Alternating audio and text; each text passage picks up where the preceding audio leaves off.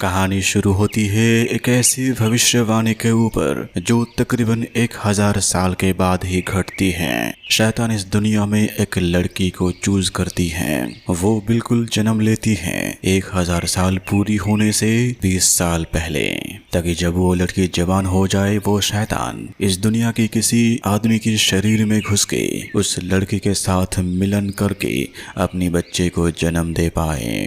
वो समय लगभग 80s की चल रही थी। चर्च के पोप को मालूम चल जाते हैं कि जो लड़के के साथ वो शैतान अपने मिलन करेगी वो आज ही रात को जन्म लेने वाली है। चर्च में से कई पोप तो ये बातें भी कही कि उस लड़की को आज के रात को ही मार दिया जाना चाहिए, लेकिन प्रधान जो पोप थे वो कहा हमें मारना नहीं, हमें उस लड़की को बचा के रखना है और उस शैतान के हाथों से छुपाना होगा। लेकिन दूसरी तरफ हॉस्पिटल में वो लड़की जन्म लेती है। तभी वहाँ पे मौजूदा एक नर्स कही चलिए इस बच्चे को दीजिए, मैं इसे नहा के आपको देती हूँ। वो नर्स तभी नहाने के बहाने उस बच्चे को लेकर लिफ्ट के जरिए एकदम ही नीचे बेसमेंट में ले आते हैं। वहाँ पे बहुत सारे लोग बैठे हुए थे और सभी लोग यहाँ पे डॉक्टर और नर्स हैं। जो नर्स उस बच्चे को ले आती है उसकी नाम होती है माबेल। पास में एक जार में एक सांप को लाया गया था। उस सांप को काट के उसकी खून बच्ची के ऊपर फैलाया गया और आखिर में वो प्रीस्ट अपनी उंगली में खून लेके लड़की की मुंह पे डाल दिए। ये काम पूरी होने से ही मबेल तभी उस बच्ची को ले जाके साफ करके उसकी मॉम को देती हैं और उसकी मॉम इस बच्ची के नाम रखी क्रिस्टीन। इसके बाद हमारी कहानी की टाइमलाइन चेंज होती है 1999 की 27 दिसंबर को। वो क्रिस्टीन लड़की अभी बड़ी हो चुकी है। वो रहती है उसी माबेल के घर में।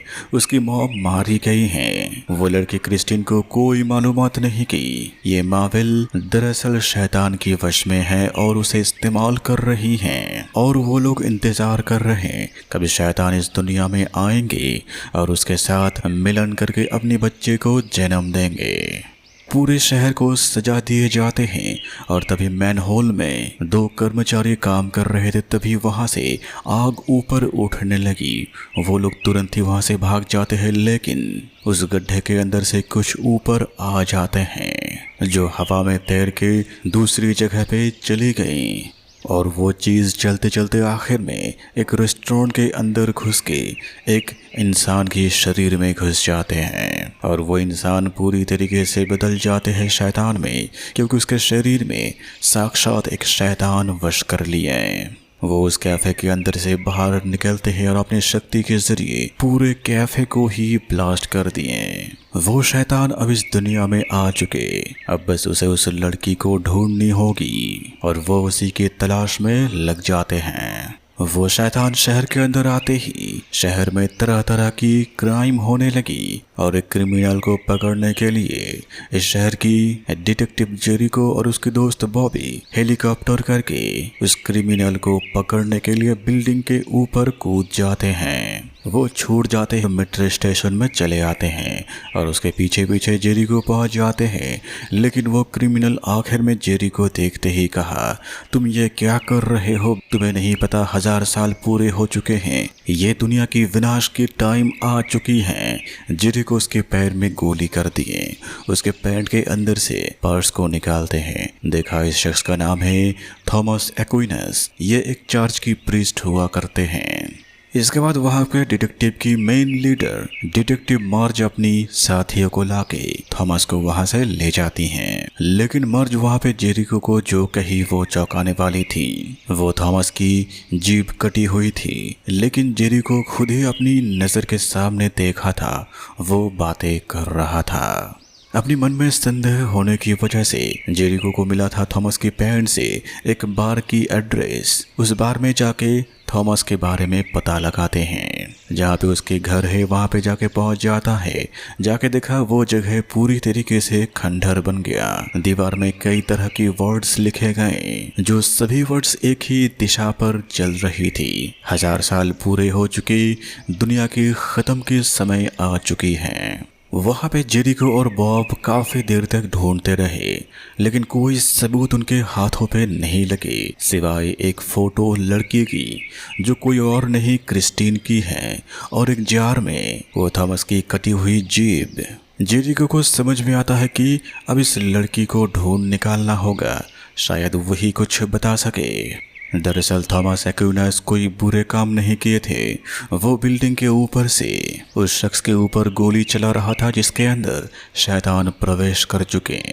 वही दूसरी तरफ क्रिस्टीन तभी मेट्रो में चढ़ के कहीं पे जा रही थी। वो सीट के ऊपर बैठी ही थी, तभी सफ़ेद बालों वाला एक शख्स उसके सामने चले आते हैं और उसे कहा, वो तुम्हारे लिए आ रहे हैं, दुनिया की ख़त्म की टाइम आ चुकी है। और देखते ही देखते वो सफ़ेद बाल वाला इंसान उसी के सामने पूरी तरीके से कागज़ की तरह टुकड़े टुकड़े हो जाते हैं। लेकिन ये नज़ारे सिर्फ क्रिस्टीन को ही देखने को मिली। बाकी सभी जो पैसेंजर्स थे वो नॉर्मल ही खड़े थे।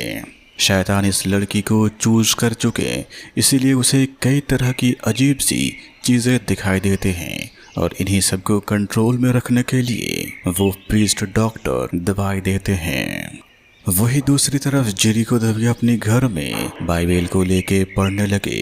एक श्लोक उसे मिलती है, 1000 साल के बाद वो शैतान दोबारा इस दुनिया में आएंगे, तबाह करने की कगार पर ले जाएगा। इसके बारे में पता लगाने के लिए उसी रात को जेरिको तभी चर्च के अंदर जाते हैं। फादर कोवैक के साथ बातें करी। जेरिको के सवाल पे कोवैक कहा, मैं तुम्हें जो बताऊंगा वो तुम यकीन नहीं करोगे, इसलिए भला होगा तुम यहाँ से चले जाओ। कोवैक पास वाली दरवाजा खोल के चले जाते हैं और जेरिको तभी वही दरवाजा खोल के नीचे जाके देखा, एक औरत को बिस्तर में बांधा गया, उसके हाथ पैर में जख्म है और वो जेरिको को देखते ही चीखने लगी। ये देखते ही कोवैक जेरिको को वहां से ऊपर भेज दिए, कहा, पुलिस की ताकतों के अलावा यहाँ कई सारे ताकतें हैं जो काम कर रही हैं। और इसी रात को दूसरी तरफ वह शैतान इंसान वो प्रीस्ट के घर में जाके हाजिर होते हैं, क्योंकि वही प्रीस्ट जानता है क्रिस्टीन कहाँ पे है। रात निकल के सवेरा होते हैं और आखिर में 30 दिसंबर पहुंच गई और बस एक ही रात बची हुई है और 31 दिसंबर के पहले ही उस शैतान को मिलन करना होगा। और इसीलिए वो शैतान अपने रास्तों पे आने वाले सभी इंसानों को मारने लगे, जैसे कि थॉमस एक्विनास को पुलिस की निगरानी में रखी गई थी। थॉमस को मार देते हैं वहाँ पे। बाद में जब जेरिको और डिटेक्टिव पहुँचते हैं, वो लोग देखा थॉमस मारा गया बहुत ही बुरी हालत में। लेकिन वो शैतान सिर्फ अपने रास्तों पे आने वालों को ही नहीं मारते थे, निर्दोष को भी मारते थे। जैसे सवेरे में ही एक लड़का उसके साथ टकराता है और उसे बस के तल कुचल के मार दिए। वही दूसरी तरफ थॉमस की बॉडी को लैब में लाया जाता है। उसके शरीर में वो शैतान खोद के कुछ अक्षरों को लिखे हैं। पास में डॉक्टर पढ़ के बताया कि जब 1000 साल बीत जाएंगे तो शैतान कैद से आज़ाद हो जाएगा और तभी आएगी दुनिया की ख़त्म की वक्त। और वो शैतान एक लड़की की तलाश में है जिसका नाम क्राइस्ट इन न्यूयॉर्क। यहाँ पे काम ख़त्म होने के बाद इसी नाम को लेके वो लोग सोचने लगे और जेरी को निकालते हैं। इस तरह की नाम किसी को भी नहीं हो सकती। शायद वो नाम ये हो सकता है क्रिस्टीन यॉर्क। फिर जेरिको तभी कंप्यूटर में क्रिस्टीन यॉर्क नाम पे जितने लड़की हैं वो सबको ढूंढने लगे और फोटो की लड़की से मिलाने लगे और आखिरकार वो लोग ढूंढ लिए। एड्रेस के मुताबिक वो दोनों निकल जाते हैं क्रिस्टीन के लिए और वही क्रिस्टीन अपने कमरे में जॉगिंग कर रही थी। तभी चर्च से कुछ लोग पहुंच जाते हैं काले सूट में क्रिस्टीन को मारने के लिए, क्योंकि अगर वो लोग क्रिस्टीन को मार देते हैं तो वो शैतान अपने काम नहीं कर पाएगी। वो लोग क्रिस्टीन को पकड़ के मारने की तैयारी कर रही थी। तभी नीचे जेरिको और बॉबी पहुंच जाते हैं। क्रिस्टीन की चीखने की आवाज़ें सुनते ही वो लोग घर के अंदर जाके बंदूक से गोली करने लगे। कुछ देर यही सब चलती रही, लेकिन आखिर में जो लोग आए थे वो सभी घर छोड़ के क्रिस्टीन को छोड़ के चले जाते हैं। जेरिको तभी क्रिस्टीन को पकड़ के पूछने लगे थी वो लोग कौन थे, वो लोग तुम्हारे लिए क्यों आए थे और तुम्हारी छवि थॉमस के कमरे में क्या कर रही थी। लेकिन इस सब के बारे में क्रिस्टीन को कोई जानकारी नहीं और ये स्वाभाविक भी है। वो तो ये भी नहीं जानती कि मेबल कौन है। और इसी मौके पे मेबल वहाँ पे पहुँच जाते हैं और छानबीन पूरे दिन तक ही चलते रहे। यहाँ तक कि शाम के दौरान भी जेरिको की दोस्त बॉनी गाड़ी में ही बैठे थे और कुछ पुलिस की गाड़ियाँ भी थी। प्रीस्ट की फोन आती है मेबल के पास। प्रीस्ट कहा जल्दी क्रिस्टीन को यहाँ पे ले आओ, वो इंतजार कर रहे हैं। प्रीस्ट के पास वो शैतान ही खड़ा था, लेकिन मेबल कहा कि मैं उसे अभी नहीं ले जा सकती, बाहर पुलिस खड़ी है। ये बातें शैतान को मालूम चलते ही वो अपनी हाथों से प्रीस्ट की सर को फोड़ दिए, क्योंकि वो प्रीस्ट काम नहीं कर पाया। लेकिन जेरिको लगता था कि जो कुछ भी हो रहा वो क्रिस्टीन को लेके ही हो रहा है और इसीलिए उसे पता लगाना ही होगा। दोबारा क्रिस्टीन के साथ बातें करी और ऊपर से मेबल ये सभी कुछ सुन रही थी। और इसी टाइम पे क्रिस्टीन एक सेब को काटी। उसे झलक दिखाई दी कि एप्पल के ऊपर बहुत सारे इंसान छटपट कर रहा है। वो तभी चिल्ला के एप्पल को नीचे फेंक देती है। जेरी को कहा ये मुझे भी दिखाई दिया। और इसी के बारे में वो दोनों घर के अंदर बातें कर रहे थे और तभी बाहर वो शैतान खुद पहुंच गया था। वो तभी मौजूदा सभी पुलिस की गाड़ी में आग लगा देते हैं और यकीनन उसी आग की वजह से जेरिको की दोस्त बॉनी भी मारा गया। आग इतनी भयानक से लगी थी कि घर के अंदर भी चली आई। ये देखते ही जेरिको क्रिस्टीन को लेकर निकलने जाता है। मेबल तभी सामने चली आती है। मेबल कही 1000 साल से इसी दिन के इंतजार में है, तुम कहीं नहीं जा सकती। जेरिको के साथ मेबल की लड़ाई होने लगी। उसे धकेल के क्रिस्टीन को लेके दूसरी मंजिल पे चली जाने लगी और वहीं नीचे दिखाई दिए आग के अंदर से एक शख्स घर के अंदर चले आए। उसके शरीर में कोई आग नहीं लगी। वही जेरिको तभी दूसरी मंजिल से नीचे उतर जाते हैं। वो शैतान तभी मेबल के सामने आके उसे मार दिए, क्योंकि वो भी उसका काम नहीं कर पाया। लेकिन मुसीबत यहीं पे नहीं रुकती। जेरिको क्रिस्टीन को लेके सड़क के ऊपर चल रहे थे, तभी मार्ज और पुलिस वाले वहां पे पहुंच जाते हैं। सीधे जेरिको के ऊपर गोली चलाने लगे। मार्ज कही मुझे बस वो लड़की चाहिए। ये सुनते ही जेरिको को समझ में आ गया कि ये भी शैतान के वश में चले गए। तभी जेरिको अपने हाथ को पीछे डाल के सामने आते ही मौका देख के बंदूक निकाल के दोनों को ही वहीं पे मार दिए और क्रिस्टीन को लेके वहां से चला गया। लेकिन वो शैतान उसी रास्ते पे आके मर्ज को दोबारा जिंदा कर दिए, क्योंकि मर्ज पुलिस वाले हैं और वही पूरे शहर में लोग लगा के क्रिस्टीन को ढूंढ सकती हैं। दूसरी तरफ जेरिको तभी क्रिस्टीन को जोर आवाज में पूछने लगे कि क्यों वो लोग तुम्हारे पीछे पड़े हैं, तुम्हें क्यों वो लोग मारने चाहते हैं और वो शख्स काले कोट वाले तुम्हें ही क्यों चाहते हैं। क्रिस्टीन कही मुझे कुछ मालूम नहीं, लेकिन वो मेरे सपने में आते हैं, वो मुझसे प्यार करते हैं। इस सब बातों की मतलब जेरिको के दिमाग में नहीं पड़ती। और कोई चारा ना देखते हुए जेरिको तभी क्रिस्टीन को लेके चर्च के अंदर गया। फादर कोबैक दोनों को लेके नीचे बेसमेंट में गए। जेरिको देखा वो लड़की को बांधा गया था कल को, उसके हाथ के जख्म पूरी तरीके से ठीक हो गई। क्रिस्टीन को देख के फादर कोबैक पूरी तरह से समझ जाती है कि ये कौन है और एक किताब निकाल के भविष्यवाणी को पूरी तरह से समझाने लगे। लेकिन यहाँ पे जेरिको यकीन नहीं करते, क्योंकि वो जानते हैं कि आधुनिक दुनिया में कोई भी चीज़ें मुमकिन हैं। ऐसी पोशाकें हैं जो पहन के शरीर में आग नहीं लगती। फादर कोबैक तभी कहा तुम दोनों यहीं पे रुक जाओ, बाहर जाओ मत, क्योंकि वो शैतान यहाँ पे नहीं आ सकते।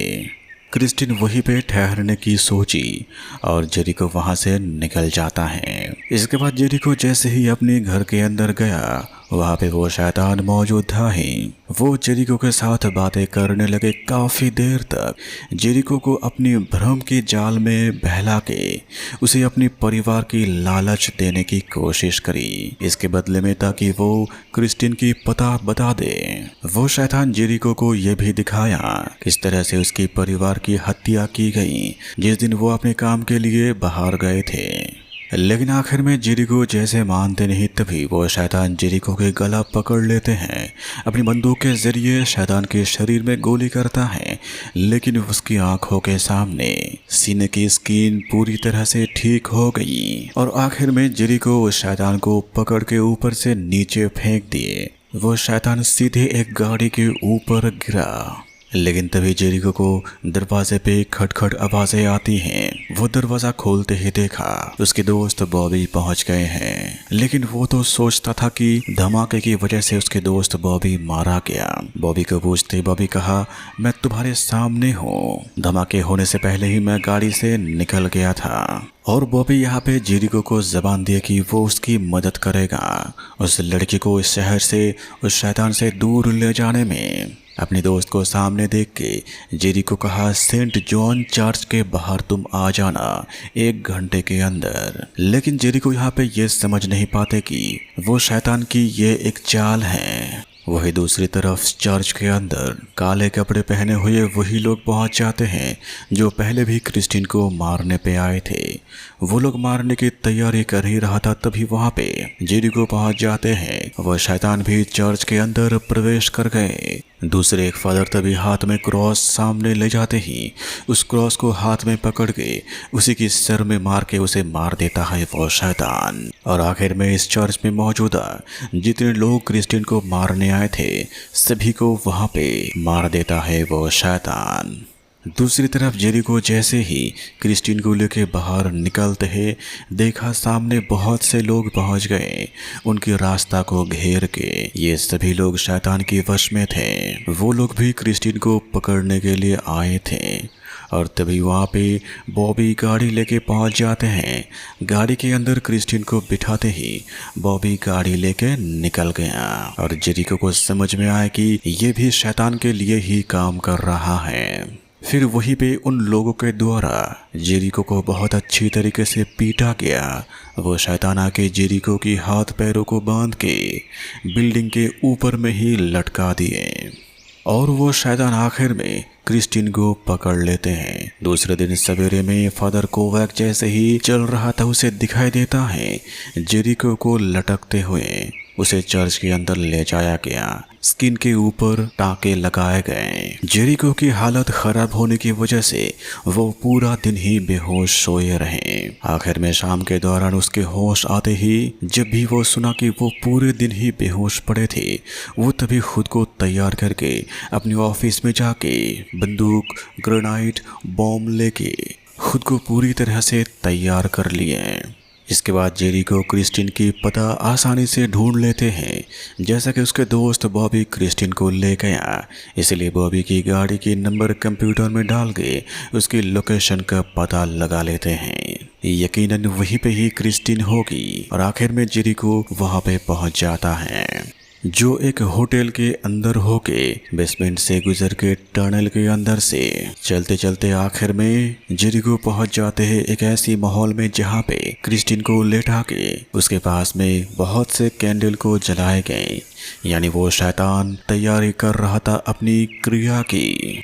फिर जेरिको मौका देख के सीधे बंदूक से गोली करी उस शैतान के शरीर में। ये देखते ही क्रिस्टीन जेरिको की तरफ चली आती है, उसके सिर में बंदूक तान कर दी ताकि वो क्रिस्टीन को मार देगा, ताकि वो शैतान को रोक सके। फिर वही शैतान अपनी दूसरी चाल चले जेरिको के सामने अपने ही दोस्त बॉबी को लाते हैं, लेकिन बॉबी भी जेरिको को मार नहीं पाते। और ये देखते ही पीछे से वो शैतान बॉबी के शरीर में आग लगा दिए। इसके बाद जेरिको ये पूरे जगह पे आग लगा देता है। वहां से निकल के जेरिको मेट्रो पकड़ के जाने लगे, लेकिन वो शैतान मेट्रो के ऊपर ही आक्रमण कर दिए और ये मेट्रो ब्लास्ट होने की वजह से वो इंसान की शरीर पूरी तरह से नष्ट हो गए। तभी वो शैतान उस शरीर को छोड़ के निकल जाता है और वही जेरिको क्रिस्टीन को लेके चर्च के अंदर पहुंच जाते हैं। और इसी मौके में चर्च की जमीन फट गई, सभी कुर्सियां टूटने लगी और जेरिको के सामने वो शैतान अपनी असली रूप में बाहर आए, जिसकी बहुत ही बड़ी 2 पंख हैं, जिसकी मुंह पूरी तरह से भयानक है, जिसकी रंग है काला। फिर वो शैतान अपनी चालें चलने लगे। वो सीधे जेरिको के शरीर में घुस जाते हैं और वही जेरिको शैतान के वश में चले गए और आखिर में क्रिस्टीन को ही पकड़ के क्रिया करने की कोशिश करते रहे, लेकिन जेरिको तभी भी अपनी होश को नहीं खोए थे। वो क्रिस्टीन को कहा, भागो यहाँ से। सुबह होने में बस कुछ ही मिनट बची हुई थी। अगर वो ये काम नहीं कर पाए तो फिर से 1000 साल के बाद उसे आना होगा। फिर क्रिस्टीन वहां से भागते ही जेरिको कूद जाता है एक तलवार के ऊपर। वो तलवार जेरिको के सीना को चीर देते हैं और जेरिको वहां से उठ नहीं पाते और ऐसा करते करते सुबह हो जाता है। वो शैतान आखिर में जेरिको के शरीर से आग के रूप में बाहर निकालते हैं। जो जमीन टूट गई थी नीचे से, उसके अंदर से दोबारा अपनी ही नर्क में वापस चले गए और जेरिको आखिर में एक लड़की को बचाते हुए खुद की जीवन को विसर्जित कर दिए। जो जेरिको पहले ईश्वर के ऊपर यकीन नहीं करते थे, लेकिन जब उसे लगा कि किसी की जान बचानी होगी तो वो खुद की जान को ही कुर्बान कर दिए और रोक देते हैं उस भयानक दिन को जिसको कहा जाता है एंड ऑफ डेज।